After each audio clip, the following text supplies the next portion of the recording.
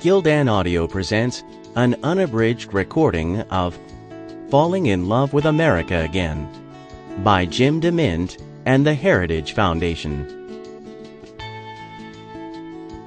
Narrated by Timothy Andres Pabon.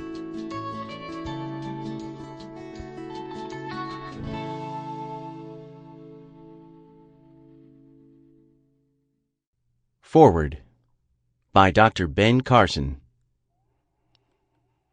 When I was growing up in inner-city Detroit and later in Boston, the civil rights movement was just getting started, and young African Americans like myself were confronted with vicious racism at virtually every turn. Sometimes I came across it in the park when a group of older white boys tried to drown me in a lake. Sometimes I faced it in school when one of my teachers was so upset by my high grades that she took all the white students to task for allowing a, quote, mere black to outperform them academically. I was shocked by episodes of blatant racism I witnessed within my own family, as my two older cousins were the victims of brutal, racially motivated beatings by the police. One of the worst effects of growing up in a racist society is that if everyone tells you that you're worthless and good for nothing, chances are high that you'll end up believing them.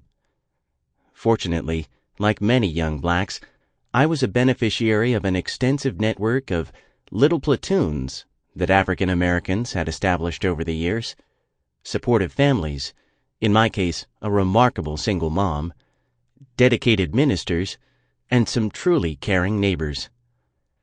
They shielded us from the most corrosive effects of racism.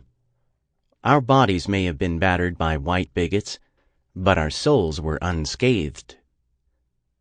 Jim Demint's important new book, Falling in Love with America Again, is a love song to America's little platoons.